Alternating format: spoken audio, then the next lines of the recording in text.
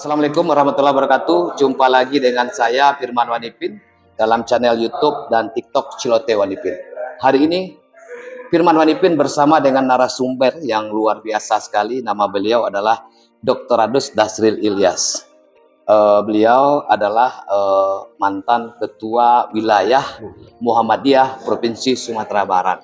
Dan juga beliau ini mantan kepala ya Pak ya. Kepala kantor Kemenak Pesisir Selatan. Dan artinya warga Kota Padang dan Sumatera Barat ataupun pesisir selatan pasti sangat mengenal sosok yang satu ini. Dan hari ini kita akan bercerita dengan Buya. Saya manggil beliau adalah Buya, terkait dengan kondisi Sumatera Barat hari ini, khususnya di pendidikan Pak.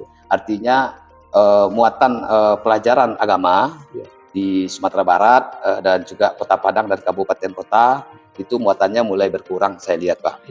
Dan barangkali ini perlu peninjauan kembali oleh Dinas Pendidikan Provinsi Sumatera Barat dan juga kabupaten kota terkait hal ini. Dan kita mungkin butuh sedikit pencerahan dari Buya terkait dengan hal ini dan bagaimana gagasan-gagasan Buya untuk bisa generasi muda kita ini bisa kembali lagi seperti generasi-generasi kita yang sebelum-sebelumnya yang secara kuat gitu Pak. Silakan Pak.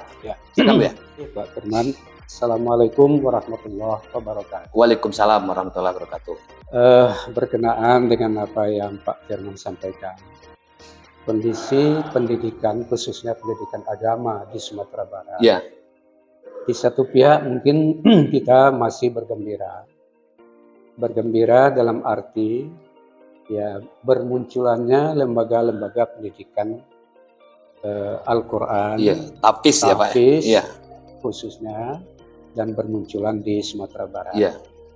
Namun di sisi lain barangkali pendidikan agama di sekolah formal, apakah itu tingkat SD, SMP, dan SMA dan SMK, termasuk juga madrasah. Madrasah aliyah ya Pak ya.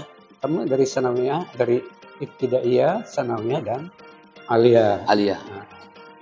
Dulu, sebelum kita bicara tentang bagaimana kondisi akhir-akhir ini, sebetulnya kita pengamat pendidikan dan orang-orang yang bergerak dalam bidang dakwah Islam, sungguh sangat merisaukan kondisi real anak-anak kita yang barangkali ada istilahnya masalah, kalau dulu istilahnya dekadensi moral, menurunnya moralitas anak-anak kita.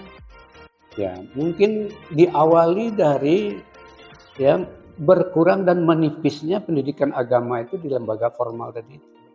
Jadi kata kuncinya berkurangnya pendidikan agama di sekolah formal Baik jumlah jam pengajaran yang dulu ketika kami kecil-kecil dulu itu di SD itu pendidikan agama itu 4 jam. 4 jam. Jadi 2 jam. Setiap tingkatan lembaga tadi itu. Jadi 2 jam. Nah, begitu juga di madrasah. Dulu ketika kami di PGA negeri itu pendidikan agama itu 70%, pendidikan umum 30%. 30% itu artinya 100%. Nah, sekarang terbalik. Di madrasah itu pendidikan umumnya 70%, agamanya 30%. Nah, begitu juga barangkali di sekolah karena jamnya yang begitu kecil jumlahnya, tatap mukanya kecil, itu tidak mencakup pendidikan agama itu dalam 3 aspek atau 3 domain yang diajarkan. Lebih banyak kepada kognitif, pengajaran, pengetahuan. Sementara afektif dan psikomotornya terabaikan karena tidak punya waktu. Tidak ada waktu untuk itu. Walaupun sekarang barangkali sudah muncul ada SD IT dan segala macam. SD Islam terpadu ya. Itu sudah jadwalnya itu sampai siang dan macam. Sekolahnya full day Bu ya. Full day, alhamdulillah. Tapi belum berapa jumlahnya. Terutama di negeri itu agak terabaikan. Inilah yang membuat barangkali anak-anak kita itu dia hanya sekadar tahu tentang agama. Kalau ditanya rukun iman berapa? Tahu dia. Dan apa itu? Tahu dia. Tapi bagaimana aplikasinya? Kemudian dampak pembinaan afektif, yaitu kepribadian, ini yang terabaikan. Sehingga barangkali dampaknya kepada akhlak dan moral itu berdampak yang sangat besar. Betul. Ini barangkali yang termasuk bagi kami-kami ini menjadi hal yang sangat prihatin dan merisaukan. Oleh karena itu barangkali mungkin ke depan ya dulu pernah kita bikin perda umpamanya di daerah ya seperti di Painan dulu di pesisir selatan. Itu ketika Buya Saya jadi Kemenak ya. dengan bupatinya Pak Darizal Darizal Basir. Darizal Basir. Itu pernah kita buat perda. Pendidikan agama itu ditambah 2 jam dalam bentuk ekstrakurikuler yang akan difokuskan kepada ibadah dan pembinaan Al-Quran. Berarti yang ini aplikasi ya Bu ya? Iya. Aplikasinya langsung. Materi 2 jam yang telah tertera di dalam kurikulum dan silabus itu tetap jalan. Nah, sehingga judul yang kita buat waktu itu perda tentang wajib baca tulis Al-Quran. Dan sholat bagi anak umur sekolah dan calon pengantin yang beragama Islam. Kenapa juga pengantin yang beragama Islam? Karena temuan ketika mereka mendaftar untuk menikah, diwawancarai, dites kemampuan sholat dan baca Al-Quran, itu banyak sekali yang nggak pandai apa-apa. Sehingga waktu itu alhamdulillah disetujui oleh DPRD. Dan sebelum perda ini lahir, kita sosialisasi dulu, kumpulkan. Jadi bukan lahir perda baru sosialisasi. Kita waktu itu dapat dukungan. Ya, cuman belakangan mungkin belum maksimal atau belum berjalan menurut semestinya. Itu antara lain kalau anak-anak kita itu tidak pandai baca Al-Quran, tidak bisa salat, tunda pernikahan. Sampai dia pandai baca. Tapi itu mungkin ya setelah saya pergi dengan Pak Darizal habis masa tugasnya, itu ternyata tidak bisa jalan. Tidak dilaksanakan ya? Tidak dilanjutkan ya Bu ya? Tidak dilanjutkan. Jadi kalau usul saya mungkin perlu ditinjau ulang kembali kurikulum pendidikan di Sumatera Barat minimal bagaimana meningkatkan jumlah jam pelajaran tatap muka anak kita dalam bidang agama khususnya sehingga 3 aspek 3 domain itu terpenuhi. Walaupun barangkali ada yang berpikir bahwa pendidikan itu kan berlangsung di 3 tempat. Rumah tangga, sekolah, dan masyarakat. Rumah tangga itu kapan dia untuk melakukan karena sibuk dengan urusan kehidupan keseharian.